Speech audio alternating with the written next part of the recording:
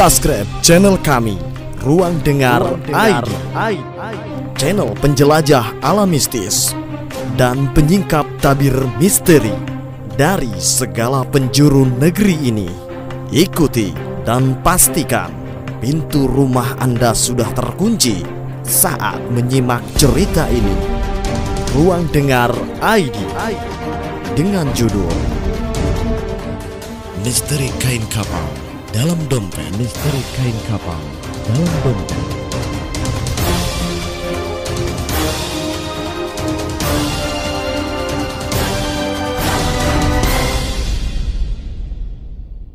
Assalamualaikum warahmatullahi wabarakatuh. Sobat ID, alhamdulillah kita dapat bertemu kembali pada channel Ruang Dengar ID, channel penjelajah alam mistis dan penyingkap tabir misteri.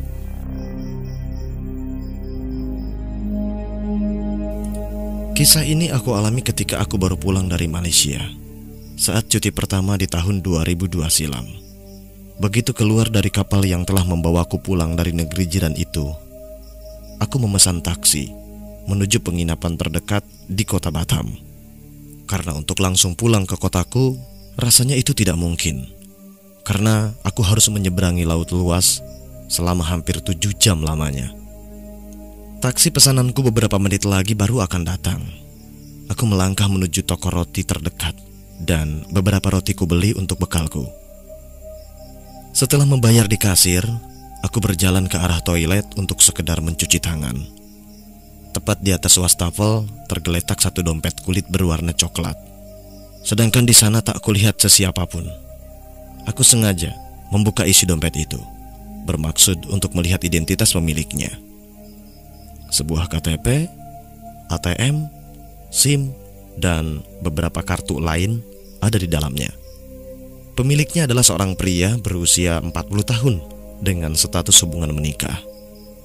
Baru saja aku mau berniat menyerahkan dompet pada petugas di toko roti, kulihat antrian panjang di depan kasir, dan taksi pesananku sudah menunggu. Belum lagi gerimis hujan yang mulai turun. Entah apa yang ada dalam pikiranku.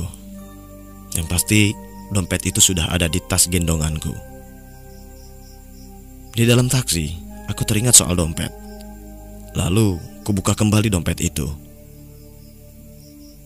Berisi uang Rp500.000 dan $500 Singapura serta Rp200 Malaysia. Wah, pemilik dompet ini pelancong juga nampaknya, bisikku dalam hati. Penasaran akan isi dompetnya, kukeluarkan semua isi dompet itu tanpa ada niat buruk sedikit pun. Kutemukan satu lipatan kain kecil berwarna putih pudar dan kotor yang terbungkus kertas angpau berwarna merah. Kain yang sudah lusuh dan usang. Kain apa ini? Kenapa baunya sangat aneh? Tiba-tiba taksi berhenti. Tentu saja aku kaget dan bertanya, "Kenapa berhenti, Pak? Penginapan kan masih jauh." "Lihat nggak, tadi ada bapak tua yang menyeberang." Pak sopir malah balik bertanya. "Tidak, Pak," jawabku sambil tengok kanan kiri dari dalam taksi. Tidak ada orang, sepi, apalagi hujan mulai deras. Setibanya di penginapan, waktu menunjukkan jam 9 malam. Dan aku mendapat kamar di lantai atas.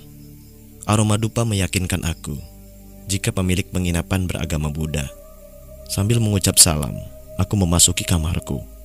Sesaat kurasakan hawa dingin menerpa leherku di bagian belakang. Namun, tak kuhiraukan.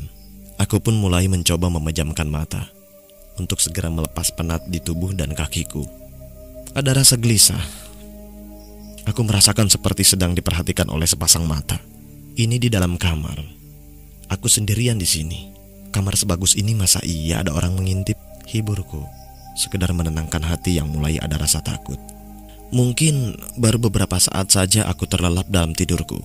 Cekikan keras kurasakan di leher yang membuat sesak napas. Ternyata makhluk hitam tinggi berusaha merampas sesuatu di dalam tasku yang kebetulan aku letakkan di sampingku.